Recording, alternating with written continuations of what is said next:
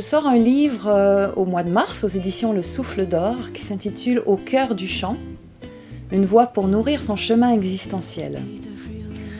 Alors c'est un livre qui parle de l'importance de chanter, de son sens profond, de ses nombreux bienfaits et de la capacité qui est en chacun de nous d'utiliser ce formidable outil de connexion, d'expression, de transformation, d'épanouissement existentiel.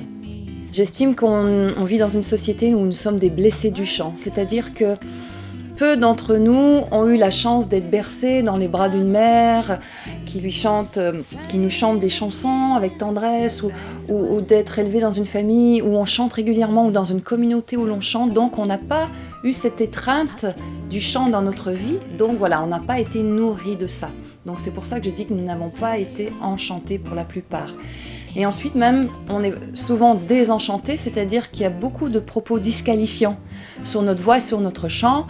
Je ne vous apprends rien avec les propos tels que tu chantes faux, tu chantes trop fort, tu veux te faire remarquer, on ne chante pas parce que la vie est triste, etc. Donc beaucoup de blessures liées à cette partie intime de nous qu'est notre voix chantée. Le message que je veux passer à travers mon livre, premièrement, c'est que la capacité de chanter est en chacun de nous. Si je sais parler, je sais chanter. Si vous savez parler, vous savez chanter. C'est une capacité qui est là. Pour moi, c'est un instinct.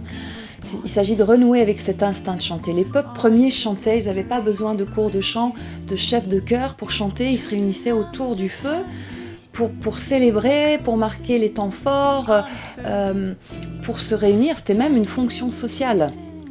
Donc moi je pars de ce principe que c'est en nous, c'est comme une graine, sauf qu'elle peut être à différents états de développement, cette graine. Donc comment faire éclore cette capacité de chanter?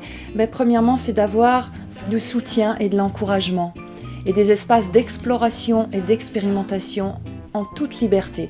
Comment puis-je devenir à l'aise avec ma voix si je ne peux pas explorer librement, libérer de la pression de performance? Donc c'est ces espaces qui sont à créer. Les gens ont besoin d'invitation, de dire voilà, chante pour moi, viens chanter avec moi, chantons ensemble.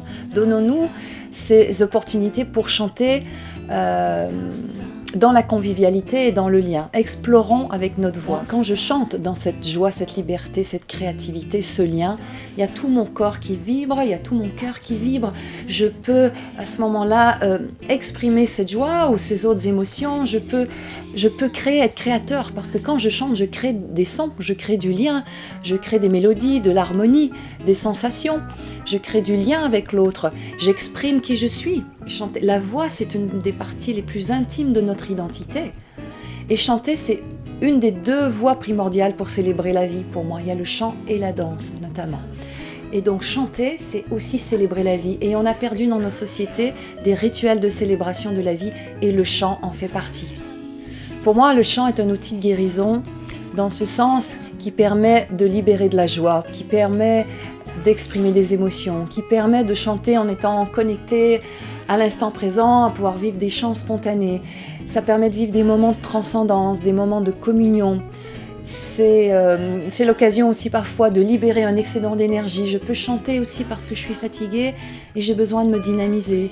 Ou je peux être stressée et je peux chanter pour m'apaiser. Il y a vraiment une multitude de bienfaits donc, dans la possibilité de chanter.